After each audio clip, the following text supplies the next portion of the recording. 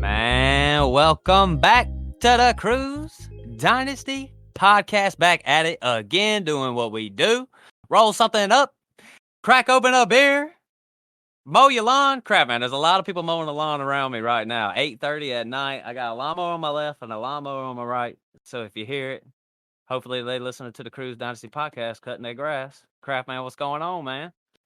I don't hear a thing, so I think we're good. But they got to cut this late. It's way too damn hot, like 95 degrees a day. You know, it just ain't been good. But did you enjoy watching that preseason, or did you watch any of it at all? Crap, man, you know me. I'm working like a dog. I did not watch not one snap. All I did was see all the good clips, and then on Twitter, all the bad clips, all the clips that are fake too. Like I've seen one. It was like I can't even remember. It was like Bo Nix. Look at it. He's ass. He threw this interception. Not even Bo Nix. Wasn't even Bo Nix on the play. Jared Stidham. Yeah, it even has like a little community notes thing on the bottom. Like, this is not Bo Nix. I was like, and then I was saying, I told you on the phone, I saw that one Twitter. It was like, Drake May throws a dot to Antonio Gibson. I was like, all right, I'm going to click on it. I'm ready to see it. But just a little 2-yard dump off, a little screenplay. Man, that shit just cracks me up. But with that said, though, I do know a lot what was going on in the preseason. But if people out there, if you're listening, if you want to know what really happened, Craft Man, watch some. I got some information from my main man, Kalani, my main source. Told Kraft with Galani, we got boots on the ground, man. Boots on the ground. So, but yeah, man. I mean, well, go ahead, Kraft, man. Tell me about it. What's going on? I don't even know where to start with the preseason. I mean, the Packers, we ran 3 plays, we scored a touchdown. We're winning the Super Bowl, obviously. I mean, Dontavian Wicks is unstoppable. I got him on my team. I'll sell him for a first. Man, the best ball bros, man. Their dicks are super hard right now with a Dontavian Wicks touchdown, man. Yeah, but I mean, the only thing I try to take away from is like who's playing with the starters, how's the rotation going, and you know, I ain't gonna stay on the Packers for too long, but just the one series they ran, it did seem like they were gonna be rotating receivers in and out. Wicks was the 4th guy on. He'll probably they'll all be on and off the field as they go with that team, and as far as some of the other stuff that happened in preseason, you know, the Chiefs played their starters. Pacheco was on the field for all the snaps. Hollywood got hurt, which was kind of big. I'm shocked. Yeah. What do you think about Hollywood at this point? As in, are you just tired of it? Is he off your board, or? Gotta be, man. You gotta be tired of Hollywood. Listen, I've been a Hollywood fanboy. You know, I always say, like, back in the day, like, people love guys like Jerry Jeudy. They love Jerry Jeudy, but then I would see Hollywood Brown. He goes for a stretch. He's the wide receiver 4 with Lamar Jackson. He goes to Kyler. He's like a wide receiver top 5 guy for them, but he always gets hurt. He can't sustain it for a whole year. So he it's played kind of one like, snap. so he got hurt on that one snap, Craftman? Played one snap, Yeah, he played one snap, I think. Good Lord. So I don't know. As far as redraft goes, like, I really don't want to touch him.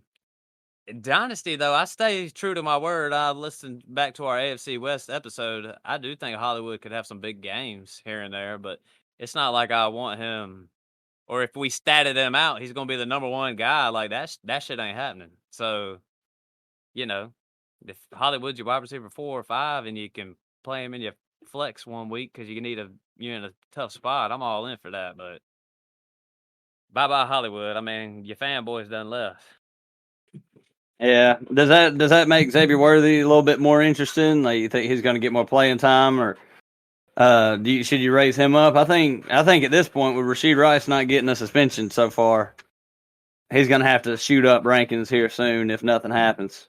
Hey, man, I'm not even really. I've been kind of saying it for a while. I'm really not even worried about a Rashee Rice suspension. I think the NFL's kind of. I mean, crap, man. Alvin Kamara beat the fuck out of a dude on camera, and they talked about it for 2 years, and the man never got suspended. So I'm just saying, like, even Jordan Addison, he could probably get drunk and drive again. Is he really gonna get suspended? I'm just gonna have to see if these guys are gonna get suspended. I'm gonna have to see it because Yeah. I don't know. I think they're kind of. I'm not gonna say softening up on it, but it feels like things are kind of changing a little bit on these suspensions. Something's happening. I mean, they're just pushing it back. I think the NFL, they'd probably just like they just Yeah, need all the information they can get, or they're just sitting on it. They're not going to make no rash decisions. I mean, ain't nobody really rushing them right now to right. do anything Man, listen, unless and it's just egregious. I ain't trying to open up a can of worms, but I've always been on the side like, why does the NFL or any of these teams care if your players are criminals and walk in? Like, I don't even know why they even give a shit. They come in, they do their thing and play football and stuff. What do I care about what they're doing on the outside of the organization? But that's just a can of worms that we could go into deep. I mean, and the reason why I say that, crap, is because back when I used to watch the NBA, I seen Caldwell Pope. He was with the Lakers at the time. That motherfucker was in jail during the day and letting them out at practice in the evening and playing ball. And I was just like, well, what the fuck are we even doing here? Like, you just giving Yeah. them free rent on that Yeah. bench still sitting in there. Golly. On the bench uh, still. that man Matt Hamm on one today. Um, crap, man. I wanted to say quarterbacks because I've definitely been keeping an eye on all these quarterbacks. JJ McCarthy, Bo Nix, Penix. Who's the other? Caleb Williams. I'm not gonna throw. I mean Drake May, but Drake May didn't play much, and you said it was pouring down, raining, and shit like that. Yeah, Um, he played like a series and had a screen pass and had a pass dropped and sailed one over a guy's head. I mean, it was rough. That was probably the worst that was the very first one I think I watched, and it was the worst one. I was like, yeah, I was excited for preseason, and I yeah, don't know why I and then you was, turn that one on. and I turned that one on. I saw a little tweet. I said I seen one play. Joe Milton did one thing, and I've seen enough. Joe Milton should be starting ahead of Drake May. That's it. And I was like, man, dude, Joe Milton, man, listen, the dude's got a crazy arm, man. But I mean, he got beat out by Hendon Hooker and stuff like that, like they, in college. So it's like I know old Chris loves him. I ain't gonna say he loves some Joe Milton, but hates him some Drake May. I seen Joe Milton on the gracias, baby. My booth ain't bringing me something to drink. See that? Uh, what was I saying? Chris, I seen Joe Milton sitting in our waivers, and I was like, I'm about to pick him up. And I was like, man, I don't know, man. Day later, Chris had already done snagged his boy Joe Milton, man. Loves. Hates Drake May with a passion. I mean, I really don't think. I mean, it's just one preseason game, but you can't really expect Drake May to have that great of a season with his supporting cast this year. Anyway, you just want to see some progress, and like see some intangibles like his strong arm, and see if he can make some plays outside the pocket and stuff. But as far as preseason is going to go, I mean, watching these rookie QBs, JJ McCarthy looked good. Um, they all really did impress though, from what I've Bo seen. Nix. Yeah, Michael Penix looked good. Like they all looked like they didn't look like the stage was too big for them yet. So, but it's just preseason. I mean, last year Kenny Pickett was the best. The Steelers' offense was Yeah. the best, Heck, and these guys were playing in front of bigger crowds and better players just last year. They out here playing against some knuckleheads and stuff. I mean, I don't know what. I'm just talking out my ass because I don't know how many first stringers played offense, defense wise or not. But I can assure you they wasn't.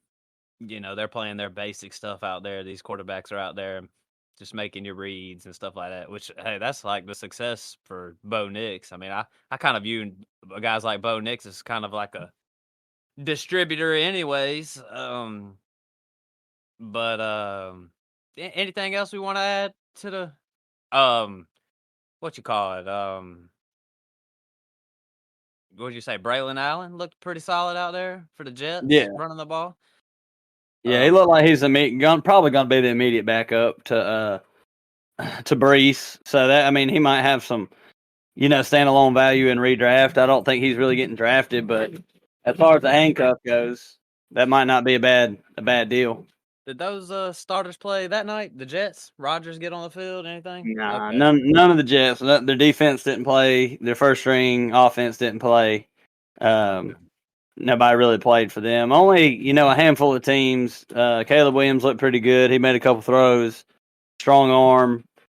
We'll see how that's going to go. The Bears backfield was kind of weird though. DeAndre Swift came in for the first play and got a carry, and then they took him off the field. And when they were in the red zone with their starters, Khalil Herbert was in a lot. So I don't know how you want to take that with Swift and Herbert. I think that's going to be more of a committee than people think. Yeah, In heck, I think it's Chicago. probably a little three-way committee. I think even Roshan will hop on the field. I mean, I don't Even really know. even Travis Homer got in on the third down with Caleb Williams. Hey, some of these teams, Swift never really been, third team in 3 years, so he's not too Yeah. reliable in my opinion. But man, let's switch it on up. We talking running backs. We doing running back rankings tonight, but we're still in our divisions. We're knocking them out, and we're gonna knock them out for y'all. But we wanted to slide some rankings in here too while we're at it. Running backs, you're gonna get our wide receivers, or quarterbacks, and hell, we always debate it. But we'll give y'all some tight end rankings too. Yeah. Yeah. Tight end and But QB will probably be a little quicker than normal. yeah. But with that said, well, heck, I forgot what I was gonna say. Running back rankings. Oh yeah, this was what I was gonna say. Me and Kraft, man, we pumping out the content right now, trying to get you ready for your drafts. And then once the season starts here in about a month, me, Kraft, and Chris, we kind of dial it back a little bit. We kind of throw y'all a little episode once a week and just pretty much just discussion. Players' values, maybe stuff we've seen from that week. Me and Kraft and Chris really enjoyed doing those episodes last year where we just, nothing scripted, just talking about what we got to talk about. Players' values going up, down, sell high, buy lows. We're doing it all year. We do that stuff all season long. So bear with us during the season. But tonight, this is what me and Kraft Man do. This is what the fuck we do, Kraft Man. We do running back rankings. Kraft Man, I want to specifically say my rankings.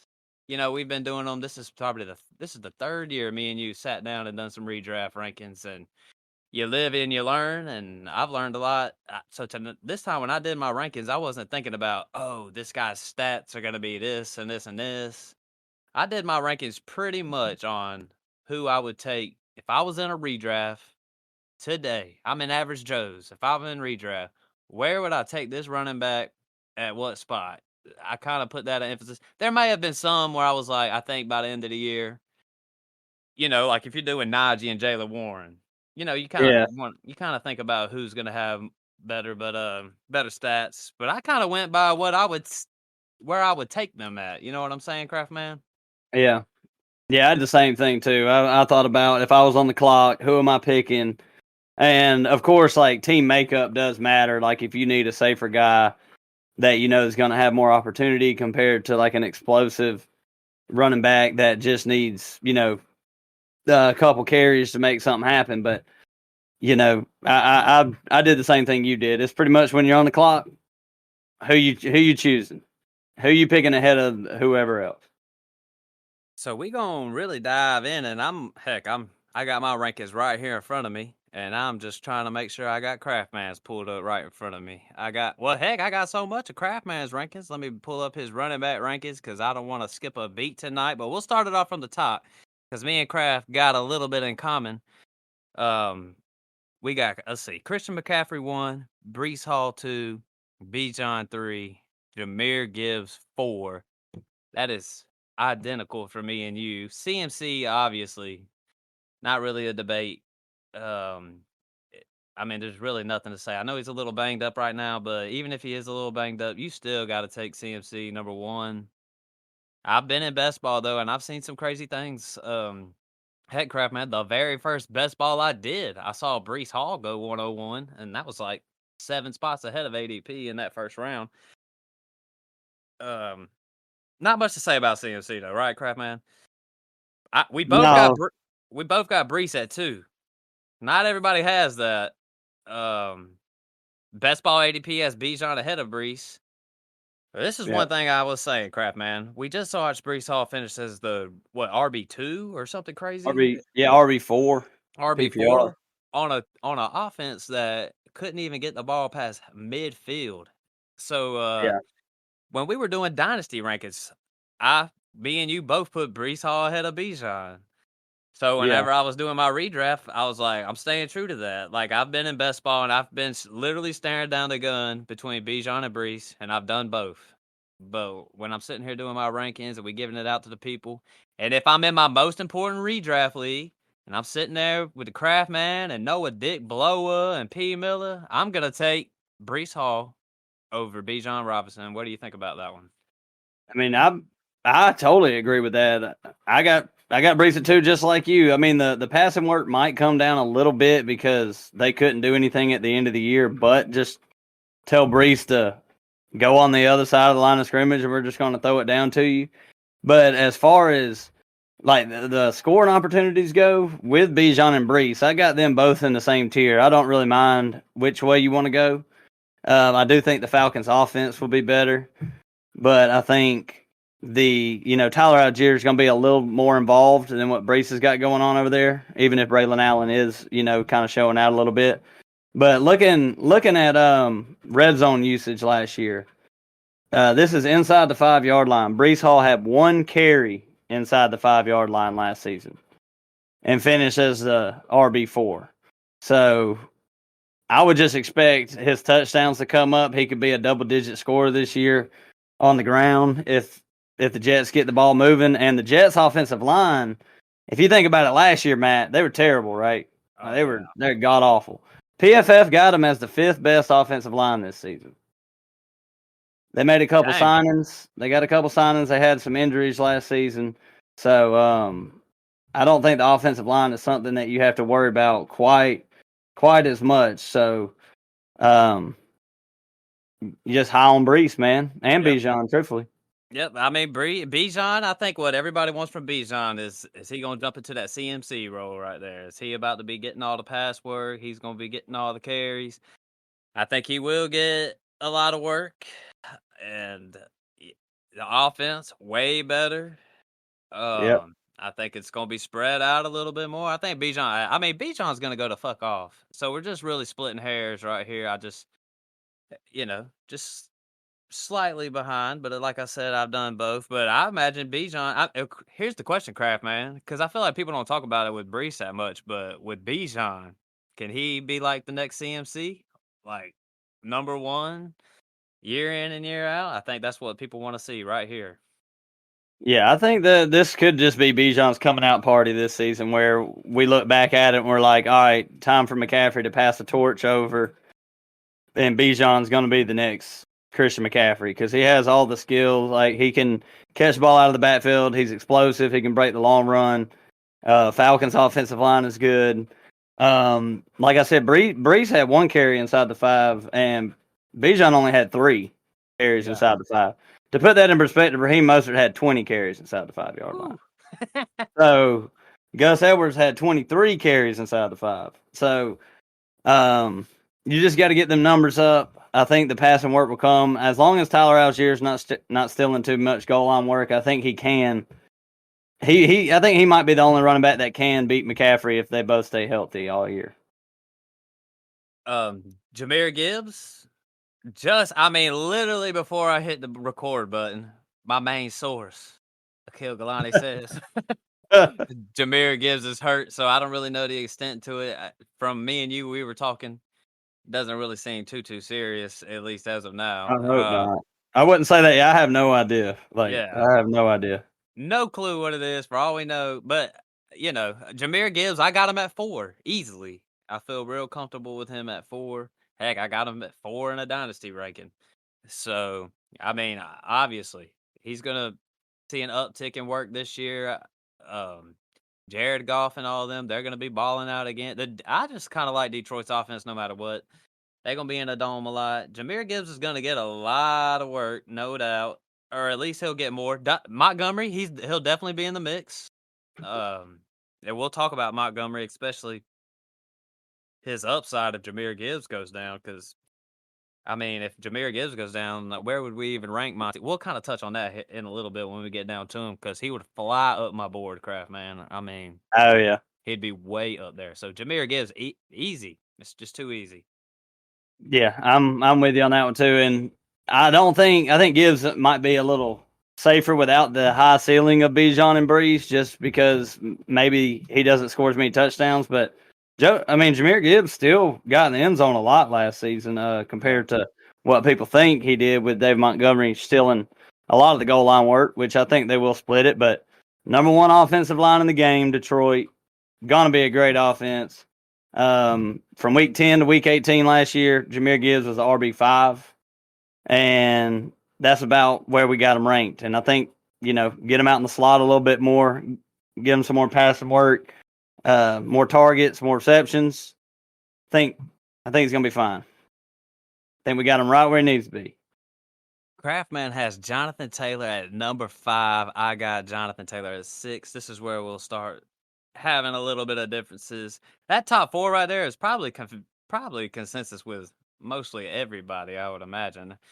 Pretty I'm much. sure I'm sure there's some hot take people out there, got some folks up there real high, but Jonathan Taylor 5, 6, and then Craft man, I've been saying, I've probably said it 4 or 5 episodes in a row now. I'm willing to take the risk on Jonathan Taylor, best ball and redraft and stuff, but it's got to happen this year. I don't want people talking about Jonathan Taylor being top this and top that if he goes down hurt again this next year. So I know I've had some strong things to say about Jonathan Taylor, but with that said, his upside is still up there. He's still a good ass player. Let's just see how it goes, but it's got to go down this year. Like, Jonathan Taylor, his value has stayed pretty high for someone that hasn't really done anything in a couple years. I mean, even now, I got him 5. Yeah. So he's up there. I just think it's the offense that we like. We like Shane Steichen over there with the Colts, and the way Zach Moss was going off last year. And Jonathan Taylor was still good last season when he played. He was averaging 15 points a game in full PPR when he was healthy. So, I mean, he was still solid, but I just remember having him, and there wasn't like massive upside weeks from him. It was just like 15 points every week, 10 to 18 points, But he really didn't kill you. And I'm just hoping this year that his touchdowns go up. I can't really see him finishing number one. Probably, I don't even know if I can see him finishing 1 to 3. But I think right where he's at is probably the most obvious scenario that's going to happen. I think he's about as safe as you're going to get at picking running backs. He has been injured a little bit, but who hasn't? All the running backs got hurt. We can go talk about every single one that we've already mentioned except for Bijan. And I guess Gibbs, they've only played one season, but they've all been hurt at some point. Brees tore his ACL. McCaffrey's been in and out. Kyron's been in and out. All these players, I just don't think he didn't tear his ACL. He didn't tear his Achilles. He had an ankle sprain, and you just got to write it off. But I am with you. This is a year to prove it. Yep, got to. We got Kyron Williams. You got him at 6. I got him at 7. When they took Blake Corum in the draft, of course, I'm hitting up my dynasty leagues like, bye-bye, motherfuckers. Like, you taking an L now. You should have sold it. You got to talk that shit. But I'm still higher on Kyron Williams. I ain't got no problem with Kyron. If anything, you're probably happy that they brought in Blake Corum to, spare him a little bit. You don't want him to take the goal line work, obviously. But you definitely don't mind your guys, giving up a snap or two if you can keep your running backs healthy throughout your whole year in dynasty and redraft and all that stuff. Kyron's going to be in the mix. He's going to be up there. Heck, you know what? It's funny that we say you don't think Jonathan Taylor might not have that top 3 upside, but it feels like Kyron Williams does have that top 3 upside. He could definitely slip up in there. Yeah, I agree. I agree totally with that. And you just can't deny talent. I mean, we've been through this a couple years, with Kenneth Walker and Zach Charbonnet coming in, Travis Etienne and Tank Bigsby. It's just you gotta stick with the guy who's already shown the talent on the field, because just like in our fantasy leagues, we need depth at running back. These NFL teams, it's just a smart pick. You got a workhorse back that's a little undersized, I mean, it's pretty obvious they needed to go out and address, the backup position because Zach Evans wasn't it. Ronnie Mhm. Rivers really ain't it. But I will say in that preseason game that Kyron and Blake Corum didn't play, which I wouldn't expect Kyron to play, but it's kind of telling that Blake Corum didn't play as a Yeah. rookie. So that pretty much tells me that he probably got the number 2 spot just locked down completely. That offense is going to be rocking and rolling all year. I kind of feel good about if you think about it. Other than Puka's price, I kind of like the price on all these Rams. And Puka's probably about to drop a little bit. He's a little banged up, so his price will probably get more comfortable to grab if he can, slide into that second round a little bit. In best ball, I see him going pretty much. It's pretty much between like him and AJ Brown. You get up in that little area like that, 109, 110, up in that area. But Kyron, he's at a good. I feel like he's at a pretty solid price for the upside that could be about to happen. You know what I mean? Oh yeah, number 2 last year in points and the average Yeah. points per game. The only him and McCaffrey are the only ones averaging over 20 points a game at running back. So I think it's gonna be more of the same. It might not be 20 points a game. It might be 18 points a game. I mean, or 17. It doesn't matter. That's fine. Like Yeah. if he's sitting right around there. Yeah, definitely can't complain with that. I got Saquon Barkley at number 5, Kraft man. You got Saquon at number 8. I was on the phone with P. Miller maybe a month and a half ago, and he said he said might be his RB1. So he's high on Saquon. Listen, I'm high on Saquon to the point I just think he'll be real good behind that O line, and um, I don't know. Like I was saying that I could see maybe some push. What do they call push tush push? I could see them Yeah. taking. The Eagles are definitely still going to do the tush push no matter what. But I was just saying I could see maybe a couple times maybe sliding the ball to Saquon. I mean, I think Saquon could be very efficient. I mean, DeAndre Swift was pretty efficient with the Eagles at times when we watched them play. Joker would run like 8 yards down the field and not even get touched. Yeah. You give Saquon that, I think Saquon's going to be pretty damn good. Now, this is what I'll say. We keep talking about in this episode. We keep saying that top 3 upside. I don't know about Saquon having that top 3 upside like I view with Kyler. I Yeah. view Saquon and JT a little bit more similar, if you know what I mean. Yeah, I got Saquon at 9. I think you might have said 8, but I done moved him down since we started talking. The more you talked, I was like, just got to keep moving him down. Just keep moving him down. But nah, I think he's going to be solid. Jalen Hurts don't like to throw the ball to running backs. He never has. They probably won't do it that much with Saquon. I do agree that it's very similar to Jonathan Taylor, but Swift, they did run in the red zone a lot more than people think with their running backs. I mean, Swift had 14 carries inside the 5. He just always fell down on the 1 yard line, and Jalen Hurts just finished it off. I mean, Saquon, I don't think he has the potential to be a touchdown leader in the NFL this year, but 8, 9 touchdowns or so, and that offensive line is going to be great again. I don't really have a problem with him. There's a couple guys that I like better. Yeah, best ball is pretty much going in that high second round range. So I, I know I, yeah, you can I start off with Jonathan Taylor, Saquon a lot in yep. redraft. I know a lot of people been starting off with both of them guys. Which ain't bad. I couldn't complain with that. Your boy Isaiah Pacheco, you got him at 7, correct, Craftman? Have you moved him up some more? No, he's at I know 7. you Yeah, love 7. motherfucking Pacheco. Heck, I love Pacheco. I got him at 8. I said I'm in my main dynasty league where I'm trying to defend the title, and this dude's my RB1. He was my RB1 last year, and I feel real good about him this year. And we saw him in preseason; he was getting to work. Andy Reid said Isaiah Pacheco ready for this role, this 3-down role that we about to see, and I got him at 8. And I'll say this: Pacheco to me has top 5 upside. he can definitely sneak up in there in that top 5. He's gonna get the work, and, you talk about how the Chiefs got all those speedsters. It's gonna open it up, and Pacheco's gonna ball out.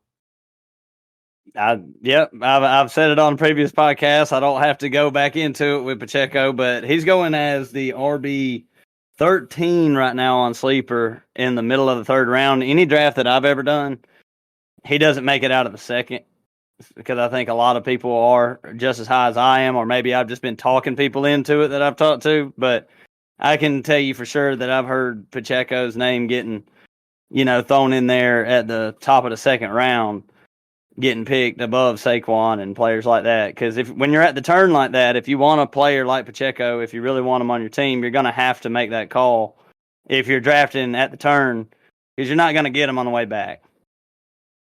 Yeah. Yep. I agree. I mean, I've seen you take him in the second, and some stuff. And heck, I know in best ball I got him in the third, early third, at least Oh twice. yeah. Best ball's a little different though, Yeah, because we start with obviously, three yeah. receivers. Well, I guess we need to point out these rankings are like 2 running Yeah. back, 2 receivers, 2 flex. So, Yes. um, Agreed. Because wide receivers be pushed up the board on some best ball, but yeah, yeah, Pacheco. I mean, he's gonna go all out. Just think about all these guys that are workhorses and stuff. There's not too many of them out there. Pacheco is definitely a guy that I'm yeah. trying to snag on. Another guy though, Travis Etienne. You got him at. Well, I guess you got him at 8, Kraft, right? You got him at 8. 10, You got him at 10. 10. I got him at 10. So we see him similar. Listen, I like ETN, and I have no problem with ETN. Tank Bigsby ain't shit. I've never really thought he was. So ETN is probably, he's gonna have the role. I think that offense is. We'll just have to see how that offense goes. But there's nothing for me to really say about ETN. I just think ETN is what he is. I think he's a good football player, and I think some people hate him, some people love him.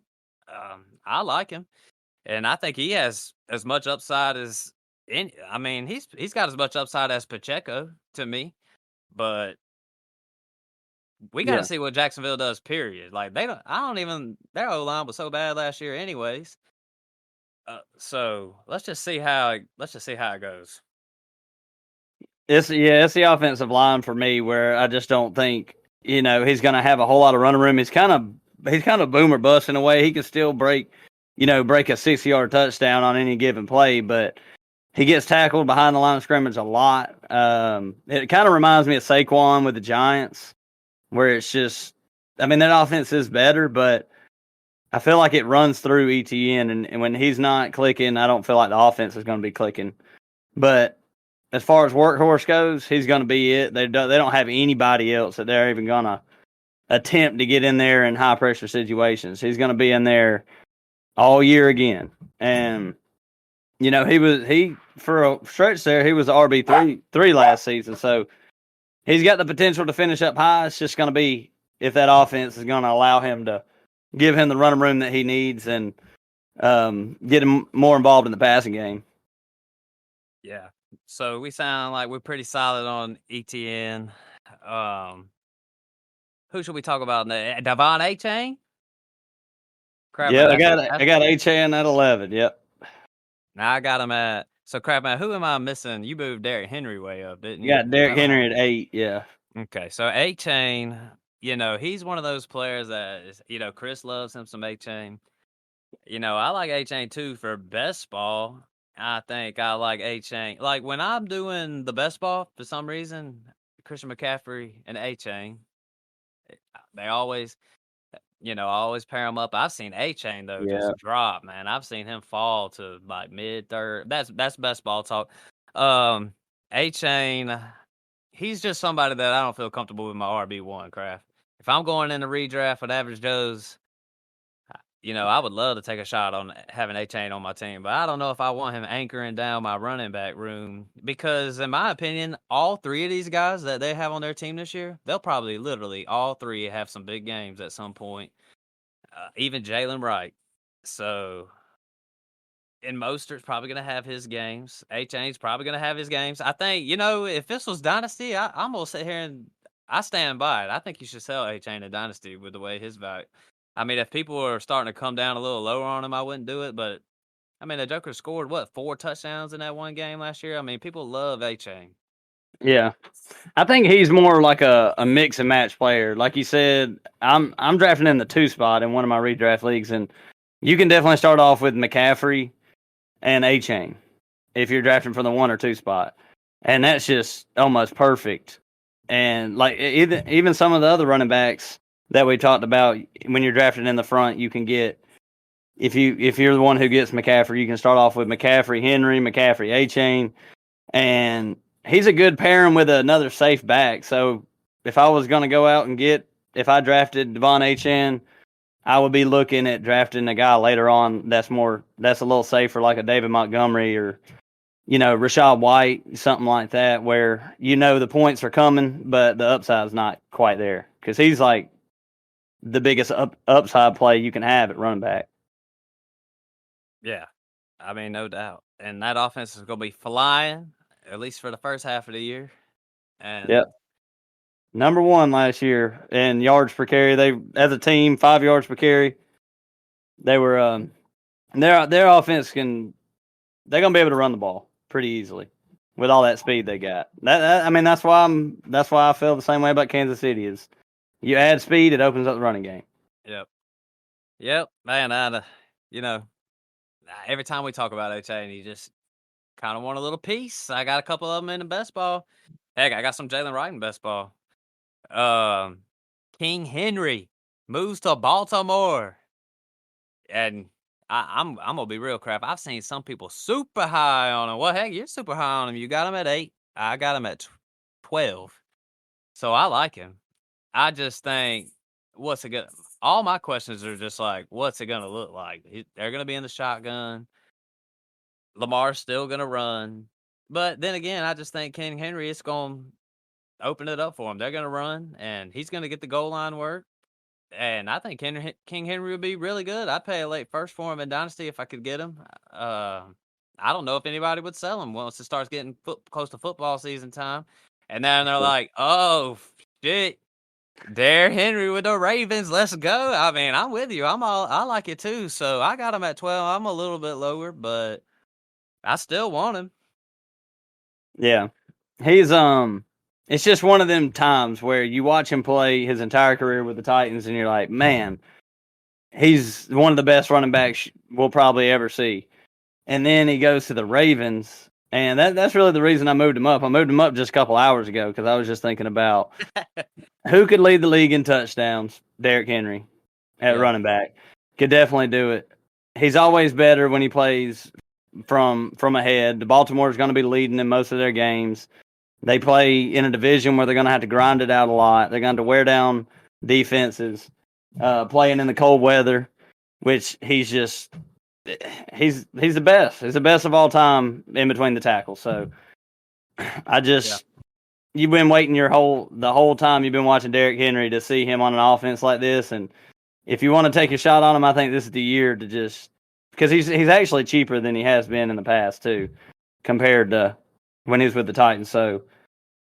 And what is it that all these podcasts out there they talk about? Those splits with Derrick Henry with when his team is winning and when his team is losing, and the Ravens are going to be good. They're going to be winning games, so they're going to be running the ball. King Henry's the running back. There ain't no depth back there, so the formula is just sitting there perfect for King Henry. And I'm sitting here talking myself into moving him up. Might move him up a little bit before the season gets started. The only thing you could say that would be negative is just his age and just thinking that, maybe he's old and busted or he's going to flop this year. I don't think with Derrick Henry, we're just going to have to – he's just going to retire and that'll be it. That's when he's not going to be good. Right. Let's move on. Let's talk Rashad White. Now, I got Rashad White at 11, and you got Rashad White at 13, so we're both kind of in that range again. I think he finished as like I want to say finished as the RB7 or something like that, but there was a long time where he was up there at that number 3, number 4 range in the passing work. And listen, I'm not going to go on a little spill about Rashad White tonight. Everybody knows how I feel about Rashad White. You could say he sucks, and you could say he's inefficient, and you could say Bucky Irvin, yada, yada, this.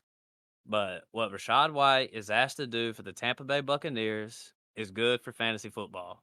So I Yeah. love me some Rashad White. He's going to catch the ball a lot. I mean, I know Dave Canales is gone and he's not the offensive coordinator this year. Even if Tampa Bay's offense takes a step back, Rashad White's still going to catch the ball. So I like him at 11. To me, his floor just feels as safe as any of them now. And his upside, we already seen his upside. It can get way up there in that top 5 range. So there's always going to be some Rashad White hate out there. And everybody thinks Bucky Irvin's going to come in there and spill some work. Like, he does the same shit. He does the same thing. So it's not like he's a change of pace kind of back kind of guy that they brought in. So I've got Rashad White as high as any of them out there, probably. I agree with everything you said. He's pretty much bust proof. The way I look at him is, you could get an RB1 out of this guy. He could finish as RB7 again, but I don't see a world where he finishes outside of the RB 20. Yeah. The same people who the crazy thing is the same people who are super low on Rashad White for redraft purposes are high on Alvin Kamara, and they do the same thing. They're both inefficient on the ground. They both catch a lot of balls. But Rashad White got the goal line. Alvin Kamara doesn't have. I mean, Taysom Hill is going to come in and steal some of that. That's why Rashad White's ahead of. I like Alvin Kamara this year too, because like you said, inefficiency doesn't really. It might matter in Dynasty in the long run. They might replace you in the future, but as far as redraft goes, I think he's good at everything he does on the field. He's really not great at anything, but I feel like his inefficiency was more of the offensive line not being good, and they're still not great this season, but he's going to score points in fantasy football, and that's all that really matters. No matter how he does it.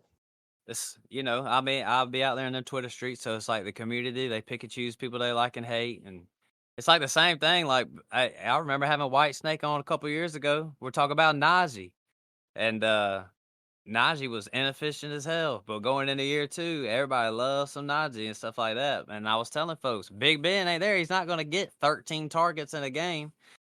It's just funny how things work out. People don't want to give Rashad White some credit. I listened to one podcast where one guy, the host for the Dynasty DNA, I need to start fucking like Add the like. yeah, like we plagiarizing like fuck.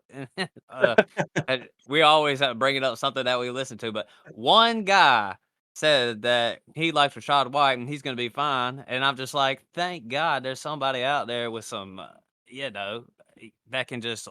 I mean, people got to be objective. Like, just because you didn't like a guy when he came out of college, don't mean you just gotta hate on him. Like, you can just change your opinion from what you see. You know what I'm saying? React, but. You know how I feel about Rashad White, and if he busts this year, then everybody's gonna be super happy about Rashad White busting. They'll be, I told y'all. It only took you 3 years to get it right, but I told you so. It'll have to be injury if Rashad White doesn't perform in fantasy this year, and nothing has changed. You mentioned the Big Ben with Najee, yeah, that was a big change, but Baker's the same quarterback. He's going to throw it deep to Mike Evans. And he's going to dump it down to Rashad White. And that's the way that offense is going to run. Like, if you're really high on Chris Godwin and stuff, the offense is probably going to stay about the same because Baker, he does same thing over and over again. Yeah. Next one we're going to talk about right here. And this one, I've been looking at our list, Craft Man, and off the top of my head, this one might be our biggest difference. Good. We need one. Josh Jacobs. You got him at 12. I got him at 17. And the truth is about Josh Jacobs is I kind of want to slide him up a little bit from what we've been seeing. I like Marshawn Lloyd, but it doesn't look like Marshawn Lloyd is going to be providing any kind of threat to taking snaps. He's already got a hamstring. He's still fumbling and all that shit. Even though he looks good as talent-wise, A.J. Dillon's just a bum. I mean, terrible. He's about the only RB2 in Dynasty that's probably sitting on your waiver wires. Like, there's not too many RB backup running backs that you can just grab off your waivers. A.J. Dillon's just sitting square on mine, like, and ain't nobody picking him up at all. He had almost 200 carries last year too, and nobody cares. And when you're that big, when you are that big and you're not explosive at all, Yeah. You can't be that bad at short yardage work, and he's one of the worst. Like he is one of the worst running backs that you can put in on 3rd and 1 when you need a yard, because he plays like Yeah. he plays like 120-pound running back. It's mind boggling me. But Josh Jacobs, the thing is about what the Packers, what's going on is they're gonna need Josh Jacobs. They're gonna depend on Josh Jacobs a little bit from the running back position, and he's gonna get a lot of work. And this offense is going to be good. It's And Rachaad White all over again. yeah, so I don't know. I want to move. I'm kind of about to move Josh Jacobs up a little bit. I kind of talking myself into it. I've never been the biggest Josh Jacobs guy, and I kind of think maybe the cliff is there for him. I know he ain't that old and stuff. I know last year he missed camp and all that, and he was just bad, and the Raiders were bad. But the Packers are gonna need Josh Jacobs this year from production from the running back point, and AJ Dillon, and it doesn't look like Marshawn Lloyd is gonna you know, contribute to that too much. Yeah, at the most, Marshawn Lloyd, if he gets his footing, back half of the season or something, he might come on. But as of right now, there haven't been many good reports, and like hamstring injury that could linger on for a while. So I just think Jacobs is going to be everything for the running game for the Packers, and that's the reason I got him just one spot ahead of Rachaad White. I look at him very similarly, but I like the Packers offense a little better. I think they're going to have more scoring opportunities and get in the end zone a little bit more. Man, next we got Kenneth Walker the third. I got him at 13. You got him at 16. I go and look at Kenneth Walker's game log, and I'm just like, Kenneth Walker's pretty good at football. So I go and I listen to heck, I don't even know. I heard their coach saying something about Kenneth Walker looking like people think he's going to be a workhorse 3 down back, and I believe it. I think he will too. I think Charbonnet, even though he has draft capital, he's just the backup. There's a reason why he's the backup. I don't really see a world where there's a 50-50 split. And I've been hearing that Kenneth Walker's, getting involved in the passing game a little bit. They're going to use him. They got the new offensive coordinator up in the building. So I'm just thinking Kenneth Walker is probably poised for a good season. I said it on Best Ball, and I've been getting him in the 6th as my RB2 pretty religiously almost. Like, he's always sitting there. I always want to grab him, and I feel like his upside, I mean, I'm not going to say top 5, but I mean, his upside is up there. I mean, it's got to be somewhere in that range, top 7-ish. So I Kenneth agree Walker, with that totally. I was gonna point that out, that I think that Kenneth Walker can definitely finish really high this season if he's gonna get. And like you said, the coach did say that he's impressed with his pass catching. So if he gets some of that work, there ain't no doubt. I definitely don't think Kenneth Walker's a bad running back. I think he's one of the better home run hitters in all of out of all the running backs. I think he can break one at any second, and he's good he's just good all around. I'm just a little worried about the offense. There's a lot to go around with DK, and then you got Geno, JSN and everything. I just don't know how heavy they're going to rely on the running game like Pete Carroll used to do. yeah, that's definitely taking a tick back, in my opinion. But still, it's just going to be a little change. They're just going to change it up a little bit. And It's going to be a faster offense, though. They will run more yeah, plays and just be hopefully a more explosive offense anyway. yeah, I think they'll probably all go off. I think JSN will probably way outplay his ADP, and I think DK Metcalf will probably go off too. All those guys. So I'm kind of high on the Seahawks, and I kind of like they're all priced because Kenneth Walker's price is good. I know Chris would echo what we're saying about Kenneth Walker. He did a motherfucking trade in the offseason in Dynasty where he got rid of Christian McCaffrey and got Kenneth Walker and some picks. So I know Chris likes Kenneth Walker, and I think, a lot of people out there I've been reading, they're kind of skeptical of Kenneth Walker. They've always been skeptical of him. That, he don't catch the ball. Like, he's just never really been asked to catch the ball that much. But when he's asked to catch the ball, the dude can catch the ball, and the dude can play, and he's good. I mean, he's Yeah. good. He's one of the ones that pass the eye test. Like he's better than a lot of the running backs that we've already talked about. Like he's better than Josh Jacobs, talent wise. He's better than Rachaad White. I think he's. Yeah, I think talent wise, he's up there with Saquon and JT. yeah. I agree 100%. Moving on, Alvin Kamara. I got him at 14. You got him at 15. This is simply one thing for me, Kraft man, and it's the Rashad White thing. Just the guy's a little bit older, and uh, but I mean, Alvin Kamara's about to catch the ball. He's gonna have games where he has 10 Unlimited plus. amount. Yeah, I mean, Derek Carr is gonna dump it off to him. 10 plus. I mean, there was games where Alvin Kamara had 13 receptions last year. Kraft man. So Yeah. I mean, I have no problem drafting Alvin Kamara. In fact, he feels safe as hell too. We got him. I mean, he's inefficient now, but I got him at 14. You got him at 15. I mean, there's not much to say. I mean, like you said, he had one game last year. He had 13 receptions for 32 yards. That sounds like shit. That's super inefficient. He had 11 carries for 51 yards in the same game. Still not that efficient. Still scored 14 fantasy points, Yep. or about 15. So, I mean, it's going to be ugly. And you're not going to be like super excited to watch the Saints. They're one of the teams that I dread watching when they're on, Hate it. especially when they're on prime time. I'm like, man, What? I love football, but God dang, Derek Carr he's just a baby out there. You just don't want to push the ball down the field. But that's good for Alvin Kamara, and there's nobody pushing him. I mean, the Kendre Miller, I feel like his hype is it's at the Yeah. bottom of the ocean now. I I mean, buy there's low on there's that. not a Kendre Miller lover out there still.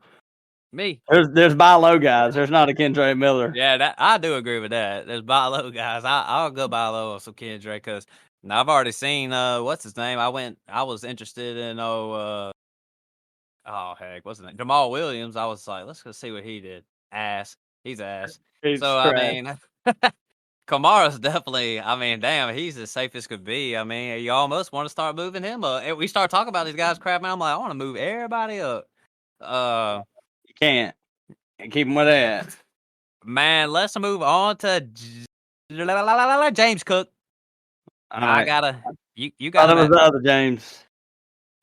14, and yeah, we about to talk about the other one too. I got him at 16, and you got him at 14. I ain't got no problem with James Cook. I've been saying it. Buffalo's switching it up this year. They done got rid of Stephon. They about to run the ball a little bit more, and James Cook is about to benefit from that. He's got that day 2 draft capital, so they're gonna depend on him a little bit. And hey, James Cook's got some upside this year, Kraft man. We're talking. Let's see. Well, I'll say top 10, top 10 upside. I'll say top 8 upside. How about that? I James Cook agree. could ball out. Number 2 in the NFL last year in all-purpose yards at running back behind McCaffrey. So he can do everything. He does everything well. The coaches came out and said that he didn't come out and say directly that he's going to use him in short yardage work, but he did say that he knows he's a smaller back, but that doesn't mean everything when it comes to short yardage work. So I really think that James Cook could sneak in a little bit more touchdowns than people give him credit for. Josh Allen's still the guy around the goal line. It doesn't even matter if like Ray Davis comes in or whoever they bring in Yeah. is going to take the goal line. Josh Allen's going to get most of it. But as far as just efficiency, the passing work, efficiency, he's one of the guys that I'm pretty high on this season.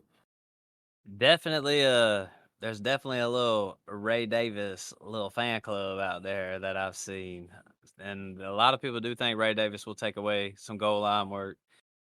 I just gotta see it. You know what I mean?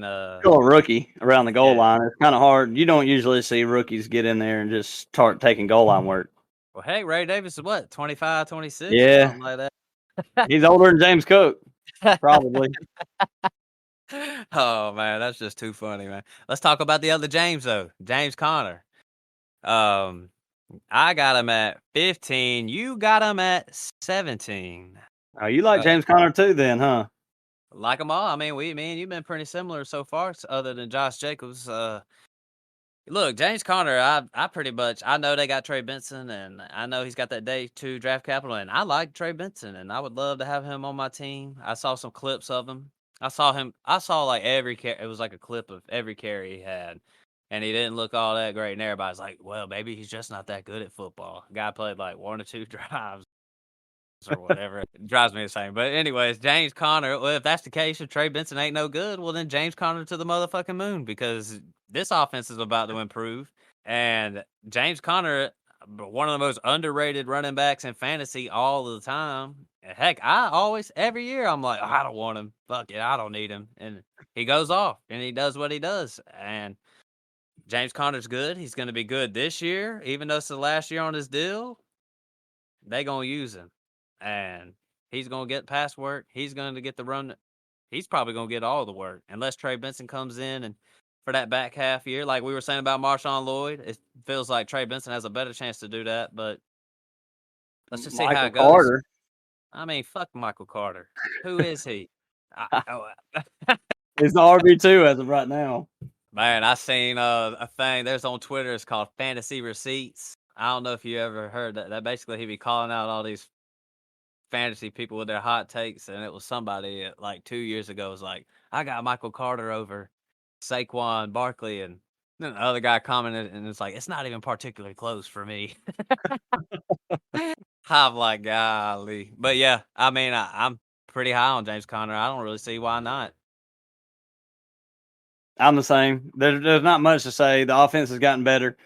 He don't usually play a full season, but he's going as a RB19 as far as ADP goes on Sleeper. We both got him ahead of that. You got him a decent bit ahead of that, and you just got to expect he's probably going to miss a couple games. He never plays a full season, but at the back half of the year, he's always going off. So league winner. Crap, man, I'm going to kind of deviate from what I've been doing, and I'm going to kind of touch on some players. I want to touch on Joe Mixon real quick. You know, I've been a big Joe Mixon hater all the time. I mean, we argued about it. We was debating it last year. Y'all won that debate. You and Ian, cousin Ian out there. Joe Mixon. I see Joe Mixon's a little banged up this year. I got Joe Mixon at 8. Well, I just moved him down. I got him at 19. You got Joe Mixon at 18. So heck, we're right there. You know, as far as dynasty goes, my brother's got Joe Mixon. I was like, you just a lucky motherfucker that dude got traded and then got signed out of nowhere. But I think a lot of people think Joe Mixon is going to go off, and I think Joe Mixon will be fine. I know he's a little banged up now. I don't know what it is though. What is it, Craft Man? Is it a soft tissue? No, I don't really know what he's got going on. I don't think it's going to hold him out any. But the thing I got to say about Joe Mixon is we might have him underrated again. He's just one of them guys that we just keep. I don't know. He's just one of them guys that you don't want to put up that high. But in the 5 out of the last 6 years, I know he's played. It was with the Bengals, but his worst finish was RB13 in a year that he's played the full season. He had an RB finish of 40, 48, but he played 6 games. So, but in the years he's played a full season, he's pretty much an RB1 every single time. So his value is good. As much as I like to hate on Joe Mixon, his value is good, and you know, he'll probably have another good year and outperform his ADP. Monty, I said we were going to touch on it. David Montgomery. We just got news that Jameer might be a little banged up, and basically the question is I got Monty at 20, and you got David Montgomery at 19. So here's the real question. Let's just say this Jameer Gibbs injury is worse than what we expected. Obviously, we don't want that to happen. Heck, mine and your dynasty team for FFPC, we sure don't want that to happen. But let's just say it did. How far are we shooting David Montgomery up, Craft Man? I'd have to move him up to if Gibbs is seriously injured, I would say you had to move David Montgomery up to Devon Achane range, like RB 11 or 12. Yeah, I mean, heck, let me look at mine. Heck, he would at least, if I'm just being generous, Kraft, just trying not to be extreme. If I'm just being generous, I'd put him all the way up there where I got Kamara at, ahead of Kamara, and kind of put him in that little range with Kenneth Walker, Derrick Henry, up in that range right there. It would have to be up with those guys for me. Yeah, I think so. Hopefully Gibbs is fine. Hopefully Gibbs is just fine. Yeah. Hell yeah. But let me just cap it all real quick. At 19 I got Ramondre, 20 David Montgomery, Najee at 21, Moss at 22, Jalen Warren at 23, Zamir White at 24. You got Aaron Jones at 21, Raheem Mostert at 22, Zamir White at 23, DeAndre Swift at 24. And that's why I wanted to read off those rankings real quick, because you got Aaron Jones at 21, and I wanted to say Aaron Jones off my motherfucking board. I don't even want to touch Aaron Jones this year. I was sitting here doing my rankings like, where am I going to slide him? I was thinking about Aaron Jones for the last 6 places. Can't find a spot for him. I don't want Aaron Jones, him switching teams and all that. To me, this is the last year of fantasy relevancy for Aaron Jones. I agree. We both have him under ADP. He's going as the RB 18. I got him at, I said 21. And where do you have him?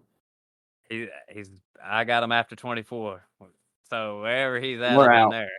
there. I'm out. I'll draft him, but it has to be, it would have to be. He'd have to fall a good bit for me to take him. I got him right around like Raheem Mostert, Zamir White. I could see myself taking him over them guys. Raheem Mostert's kind of a close call. I'm out on Zamir White unless he falls also. And I would say, out of these running backs we hadn't touched on yet, DeAndre Swift. I think we're both a little lower on him than average. He's going as RB 21. I got him at 24, and I still don't feel comfortable. I have no confidence in DeAndre Swift. Anybody else that's like low and off your board like that you just don't really want to touch? I got Ramondre at RB 27. He's RB 22 in ADP. Yeah, that's one of the main differences. We got him. I got him at 18. You got him at 27. I know Ramondre came in and really I'll be honest with you, Kraft. He didn't look good last year, but the reason why I even have him up here is this dude just got paid and extended for 3 to 4 years or whatever it was, and it's like, well, obviously the Patriots like Ramondre Stevenson, and they're gonna obviously have to use him this year with this team. So that's really the reason why I got Ramondre where I got him. I'm just down on him because if you look back in the past, the teams that have that bad of an offense, and the Patriots could be dead last. They're definitely bottom 10, probably bottom 5 offense this year. He does catch some passes, but Antonio Gibson does also. So I just think he's going to get a lot of useless fantasy work. We talked about Rachaad White getting the points that mean a lot for fantasy. I think you're going to see a lot of Ramondre, like 15 to 20 carries for 70 yards and a couple catches, and he's going to end up with 8 or 9 points a lot of weeks. So I don't think his usage is going to be down. It's just the offense, and I do think Antonio Gibson is going to steal some work when they're losing by 14 in the fourth quarter. Yeah, Chris would love those comments right there. Craft buff. Couple committees. I want to touch on these committees real quick. You was texting me about Zach Moss, Chase Brown, and also want to touch on Najee and Jalen real quick. You were saying Chase Brown looks good. Me and you, we didn't have too much time to do our rookie stuff last year, but the year before, me and you dove deep on those running backs, and we liked Chase Brown, and here he is. Still do. Yeah, doing his thing. Makes me wanna. I was high on Zach Moss. Coming into this year. I tried to get him in a couple leagues. I think I was kind of. Here's my opinion. This running back room right here is gonna be closer to a 50-50 split than what people think. And if I'm doing a draft, or I'm doing best ball, I want the cheaper one. Chase Brown is obviously a little bit cheaper, so I would take Chase Brown, but I do like Zach Moss, and we're just gonna have to see how that running back room. It feels like anybody could take that one over, either one of those guys. I'm drafting every single. I have no problem drafting any of the running backs that are in committees because their ADP is so low that you're not gonna miss out on anything. The Tony Pollard, Tajay Spears, Najee, and Jalen Warren, Brian Robinson, Austin Eckler. I mean, just to point out Brian Robinson and Austin Eckler. Brian Robinson is going as the RB 36 in the 10th round. Austin Eckler's going as RB31 in the 8th or ninth round. I mean, if you miss, that's fine. But if you're looking back on it last year, if you took a couple chances with the Cam Akers or Kyron or Raheem Mostert and Devon Achane and whoever else they had there, it's just going to pay off. And if you miss, you're not really screwing yourself over. So I'll take a stab at any of these guys. Zach Moss, Chase Brown. I got Zach Moss in my RB26. Chase Brown, I got him at 35, but I think I might end up moving him up a little bit. So I mean, even with Zeke and Rico Dowdle, I like to leave a lot of my drafts with at least one of them guys too. How about Tony Pollard, Tajay Spears? That back room right there. I'm fine with them. Tony Pollard's at RB24. Tajay Spears is all the way down at RB35 behind Trey Benson. I'd definitely take him over Trey Benson. Yep. Oh, that's not even no close. doubt in my mind. I'd take him over Trey Benson. Najee, Jalen. I know they're probably a little bit higher on ADP. I thought I was high on Najee, but I'm only 3 spots higher than ADP's got him. Yeah. Jalen Warren is going to get a good amount of work, and I think Najee can get in the end zone a lot, but that offense still is going to be kind of middle of the pack or back half, so I just don't – with it being a 50-50 committee, you can't really put – even if you think Najee's going to have a big season, it's hard to put him over guys like Joe Mixon, James Conner, Kenneth Walker. It's just – I would never draft him that high, but when it comes down to, like, would I rather have Najee or Aaron Jones, it's Najee. Najee or Zamir White is Najee. As far as like a strategy goes, when you're doing your best ball and your redraft, a lot of times I just like to take the cheaper of the two in the committee. But really, it's pick your guy. If you think that guy's the best, then you need to just go ahead and grab him, whichever one. If you think Najee's going to do way better than Jalen Warren, you need to grab Najee. If you think Chase Brown is going to be way better than Zach Moss, grab him up ahead of a little ADP if you want to. That's kind of where I stand with all these committees like that. We just brought up about 4 of them. Zach Moss and Chase Brown is the most interesting to me because it kind of replicates the Dolphins a little more than any of the other ones we talked about, where the Bengals, if they're healthy, if Joe Burrow stays healthy, they're probably going to be like a top 5 offense, top 10 offense. And you've seen what Joe Mixon can do. If one of them guys ends up winning the job completely, then it's going to pay off a lot. Well, Craftman, I want to say at least one thing about Jonathan Brooks. I'm not going to say he's off my board, but I don't really want to draft him. If I did, I would have. If your league has an IR spot or something like that. Yeah. I do like Jonathan Brooks, but for redraft purposes this year, I'm not really going to draft anybody that I know is not playing the first few weeks of the year and stuff like that. But other than that, Craftman, say whatever you got to say on some running backs. Yeah, about Jonathan Brooks. I mean, if you are going to draft him, he's pretty much off my board at this point too. I don't want to get off to that slow of a start. But I mean, you can pair them. I've said it on a previous podcast we did. Like a guy like Jerome Ford, you can spend 2 really late picks, get a guy who's going to be probably pretty involved through the first 5 or 6 weeks, until Nick Chubb gets healthy, and then Jonathan Brooks can come in and fill in for you. And like you said, if you got an IR spot, that's not a bad idea. Throw him in there. That's what I did with old Kyler Murray last year. Nobody wanted to draft him. Bloop, I pick him, throw him in my IR. Jay Hawkinson maybe in your IR spot. Yeah, for real on that one. That was a good one, Craftman. I hadn't thought about that one. Might have to sneak that one in. That one in on Average Joe's. Craftman, is there anything you want to say about running backs? I'm pretty much feel comfortable with everybody said. In fact, I'm gonna recap both our rankings real quick, Craftman. And if you really want to see a full dive of our rankings right here, you can follow me on Twitter at Hamm, and I will have our episode posted with mine and Craftman's rankings posted right below in the link. Real quick, I'm gonna just rail it off real quick. Me and Craftman both got CMC 1, Breeze 2, Bijan 3, Jameer 4. I got Saquon at 5, JT at 6, Kyron at 7, Pacheco at 8, A-Chain at 9, ETN at 10, Rashad White at 11, Derek Wright at 12. The Craft Man has the same 4 guys I got at the top, and then he goes Jonathan Taylor at 5, Kyron Williams at 6, Pacheco at 7, Saquon Barkley at 8. Well, you know what, Craft Man, you need to say your rankings. I got a little bit different. All right, yeah, I got Moved these Kyron at around. 6. Yeah, you have Pacheco at 7, Derrick Henry at 8, Saquon at 9, and then ETN, A-Chan, Josh Jacobs is top 12. Well, there you have it.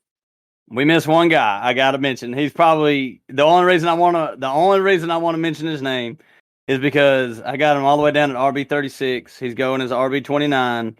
I will not be drafting any Javonte Williams this season. Man, none. Are you with that? You're not going to take your shot on that? Dude, totally off my board. I would take Aaron Jones before Javonte, I think. Would you I don't take? know about. I'm gonna really think about that one actually, but they both off my board. I'd take both of the Commanders guys ahead of them, Brian Robinson and Eckler.